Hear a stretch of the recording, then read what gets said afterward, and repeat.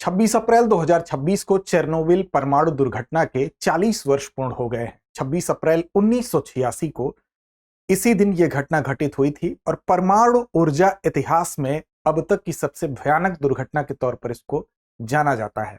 अब इसे दुनिया की सबसे महंगी मानव आपदा का भी दर्जा मिला हुआ है।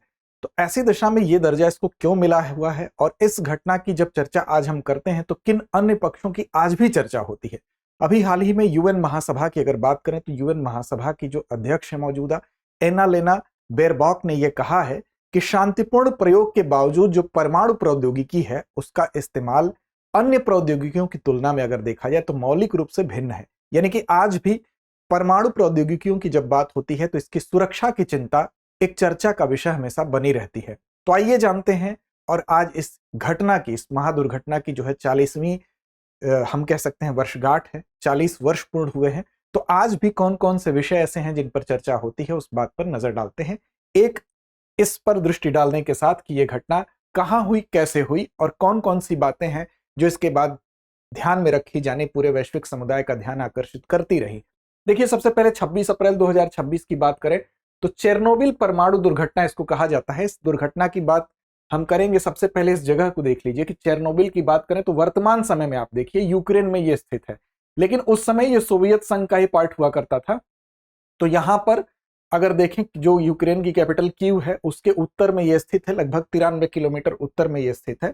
और साथ साथ जो मिन्स्क बेलारूस की कैपिटल है उससे अगर दूरी की बात करें तो लगभग 350 किलोमीटर दूर ये उससे भी स्थित है। अब ये घटना जब घटित हुई तो इसके बारे में क्या क्या दुष्परिणाम हुए जिस पर आज भी चर्चा होती है। दरअसल इसकी स्थिति आपने देख ली। इस घटना की चर्चा इसलिए हम करते हैं क्योंकि यह घटना 25 अप्रैल 1986 को शुरुआत होती है इस घटना की, कि वहां पर जो रिएक्टर था बेसिकली RBMK रिएक्टर था। उस रिएक्टर का नाम क्या था? RBMK।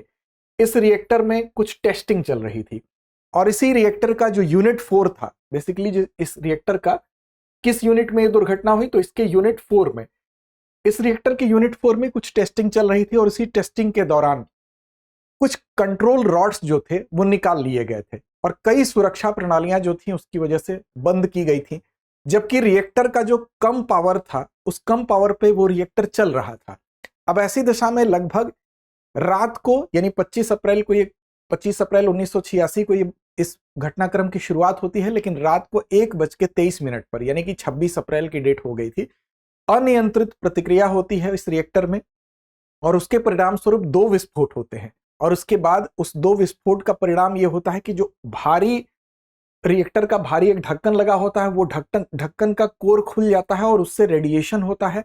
और इसका परिणाम यह हुआ कि कंटेनमेंट स्ट्रक्चर न होने की वजह से, कंटेनमेंट स्ट्रक्चर क्या होता है? यानी कि कंक्रीट और स्टील का एक ऐसा गुंबद होता है जो कि रिएक्टर के ऊपर लगा होता है। अगर रिएक्टर के अंदर किसी भी तरह की दुर्घटना होती है तो रेडिएशन को बाहर के वातावरण में न फैलने दे, इसलिए यह स्ट्रक्चर होता है। तो उस दौरान जो रिएक्टर प्रयोग में हो रहा था RBMK रिएक्टर में इस तरह का कोई ढांचा नहीं था जो उसको सुरक्षा दे सके, जिसकी वजह से क्या हुआ कि कंटेनमेंट स्ट्रक्चर के न होने की वजह से रेडिएशन सीधे वातावरण में चला गया और यूक्रेन, इसके अलावा बेलारूस और रूस तक जो रेडिएशन हम कह सकते हैं कि उसका विस्फोट के परिणाम स्वरूप जो धूल था, जो मलबा था, जो अन्य चीजें थी वो हवा में फैलने लगी। लगभग 3.5% जो परमाणु ईंधन है वो बाहर फैल जाता है। इसके अलावा उसमें तमाम ऐसी गैसेस थी जिसमें कि जेनॉन गैसेस थी, इसके अलावा आप कह सकते हैं आयोडीन, इसके अलावा सीजियम, ऐसी तमाम जो रेडियो एक्टिव गैसेस भी थी वो वातावरण में फैल जाती हैं। और इस तरह से इस्तेमाल जो रिएक्टर है RBMK रिएक्टर एक सुरक्षा ढांचे के न होने की वजह से लोगों के लिए जानलेवा बन जाता है। अब इसका क्या दुष्परिणाम होता है? इसी घटना को चेरनोबिल परमाणु दुर्घटना के नाम से जाना जाता है। तो 26 अप्रैल 2026 को यह घटना घटित होती है। अब देखिए, मुख्य स्थान यूक्रेन वर्तमान है, तत्कालीन सोवियत संघ था, वहां से कीव से 93 किलोमीटर उत्तर में यह स्थित है, जो कि आपको मैप में मैंने दिखाया। अब यहाँ के पास में ही जो शहर था उस शहर से लगभग 50,000 लोग वहां पर रहते थे और वो लोग क्या थे तो वो इसी चेरनोबिल परमाणु रिएक्टर में ही काम करने वाले ज्यादातर उसमें जो कर्मचारी हैं वो लोग थे। अब उन लोगों को वहां से हटाया गया, जो उस शहर से लोग प्रभावित हुए उन लोगों को हटाने का काम किया गया और बेसिकली आप देखेंगे तो लगभग 1.5 लाख वर्ग किलोमीटर में इसका जो प्रदूषण स्तर है, इसका रेडिएशन का जो प्रदूषण लेवल है वो दूषित हो गया, उससे प्रभावित हुआ। जो रेडियोधर्मी प्रभाव है लगभग 500 किलोमीटर दूरी तक फैल गया था। साथ साथ आपको बता दें कि जब ये घटना घटित होती है तो इसको शुरुआत में सोवियत संघ ने छुपाने की कोशिश की थी। अब इसका कारण ये था कि जो आरबीएमके है उसकी डिजाइन को लेकर उसकी गंभीर खामी उजागर होती है, क्योंकि अगर ऐसे सुरक्षा उपाय किए गए होते तो शायद ये दुर्घटना इतनी लोगों के लिए जानलेवा नहीं होती, इतना ज्यादा लोगों को इसका दुष्प्रभाव नहीं झेलना पड़ता। अब आपदा के मुख्य कारण और घटनाक्रम को लेकर तमाम पक्ष हैं, लेकिन जो मूल पक्ष निकल कर आता है वो यही है कि इसमें जो स्ट्रक्चरल खामी थी उस वक्त के हिसाब से इसमें सुरक्षा के लिए उसके डिजाइन को ही दोषी मानने का पक्ष सबसे ज्यादा दिखाई देता है। अब इसमें जो बात निकल कर आई वो यही आई, इसका दुष्परिणाम क्या क्या हुआ उस पर एक नजर डालते हैं। बाद में इसको किसने इस लेवल को पहचाना किसने, तो 28 अप्रैल 1986 को स्वीडन ने असामान्य रेडिएशन लेवल की तरफ ध्यान आकर्षित किया। बाद में कुछ दिनों बाद जाकर इसको स्वीकार किया गया सोवियत संघ के द्वारा। तो ये अगर हम देखेंगे तो संयंत्र जहां पर लगा था, चेरनोबिल का जो रिएक्टर जिस जगह पर लगा था उसके चारों ओर अगर आप देखेंगे तो 30 किलोमीटर का जो रेंज है, 30 किलोमीटर का जो क्षेत्र है वो एक्सक्लूजन जोन के तौर पर घोषित करना पड़ा, यानी कि एक ऐसा क्षेत्र जहां पर कोई न आ सकता है न जा सकता है, एक निषिद्ध क्षेत्र। इसके अलावा लगभग 67,000 लोगों को शुरुआती अगर केवल पहले महीने की बात करें तो इतने लोगों को वहां से हटाना पड़ा, तुरंत हटाना पड़ा। इसके अलावा 2 लाख लोगों को, लगभग 2 लाख ऐसी संख्या थी लोगों की जिनका पुनर्वास कराना पड़ा। जो प्रेपिटी या प्रिप्यात जो शहर था वहां से लोगों को तो स्थानांतरित किया ही गया, आसपास तमाम जगह जहां रेडिएशन का खतरा था लगभग 2 लाख लोगों को पुनर्वास देना पड़ा। अब इस तरह से 6 लाख लिक्विडेटर्स उनको कहा जाता था जो कि सफाई यानी कि जो रेडिएशन के परिणाम स्वरूप जो वहां पर हम कह सकते हैं कि जो जिन चीजों की जरूरत थी हटाए जाने की, तो सफाई और नियंत्रण करने के लिए जिन लोगों को लगाया गया उनकी संख्या 6 लाख लिक्विडेटर्स थी, तो इनको यहां पर लगाया गया। तो इस तरह से अगर इसके परिणाम की हम बात करें तो आर्थिक और स्वास्थ्य दोनों दृष्टिकोण से हम परिणाम पर चर्चा करेंगे।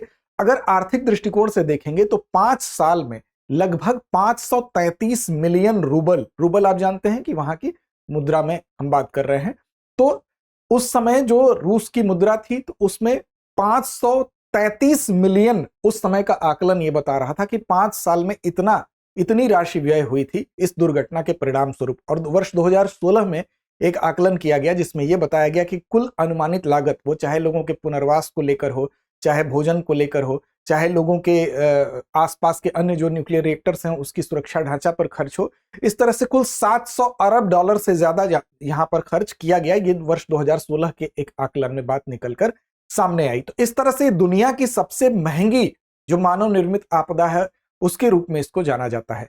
इसी वजह से इसकी चर्चा ये हुई कि एक भूल से कितना बड़ा दुष्परिणाम झेलने को मिला। इसके अलावा जो स्वास्थ्य पर दुष्परिणाम निकला उस पर भी नजर डालेंगे। स्वास्थ्य के लिहाज से अगर देखेंगे आप तो इस दुर्घटना का परिणाम यह हुआ कि 1991 से लेकर वर्ष 2025 तक आप देखेंगे कि 5,000 से ज्यादा लोग जो है वो थायराइड कैंसर के शिकार हुए।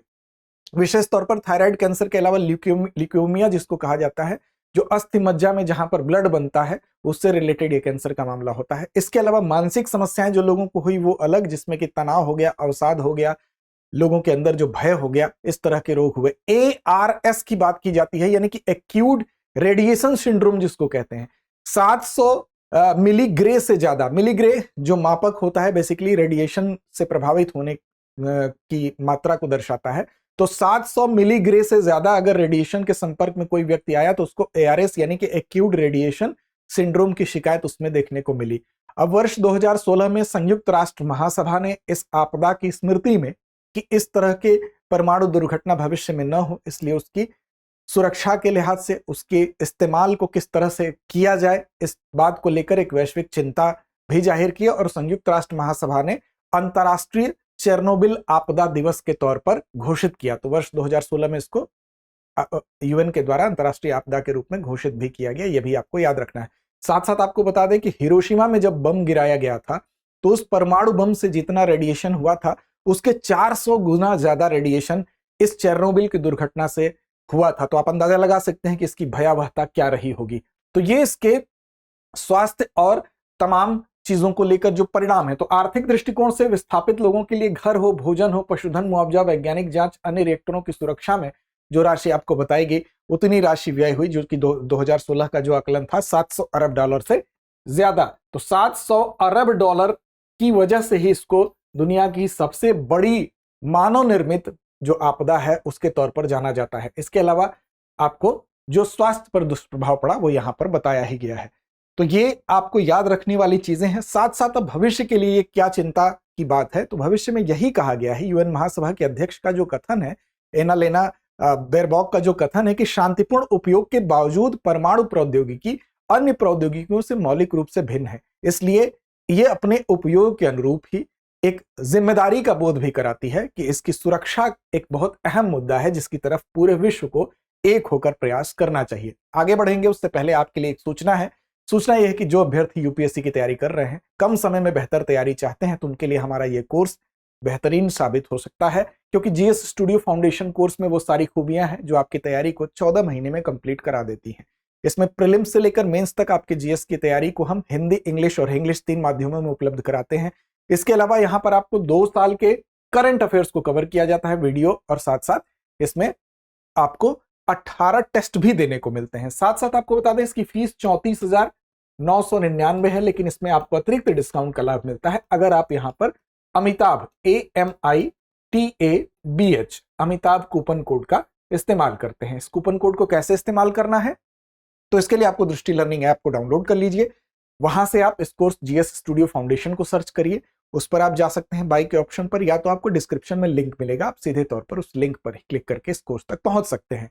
तो चलिए अंत में चलते हैं अभ्यास प्रश्न की तरफ। इसके अलावा आपके मन में अगर कोई दुविधा हो तो आप हमारे नंबर पर कॉल भी कर सकते हैं। 8750187501 हमारा नंबर है। आज का प्रश्न है कि चेरनोबिल आपदा स्मरण दिवस की शुरुआत किसके द्वारा की गई? यूक्रेन, रूस, संयुक्त राष्ट्र या यूरोपीय संघ? तो इस प्रश्न का जवाब कमेंट बॉक्स में दीजिए। साथ साथ चैनल को सब्सक्राइब नहीं किया तो कर लीजिए। साथ साथ आप हमसे जुड़ सकते हैं। दृष्टि आईएएस यूट्यूब नाम से हम टेलीग्राम पर भी उपलब्ध हैं। तो लड़ते रहिए अपने लक्ष्य की ओर, पढ़ते रहिए। अब एग्जाम की तैयारी को और बेहतर करने के लिए हमारे चैनल को लाइक, शेयर और सब्सक्राइब करना ना भूलें।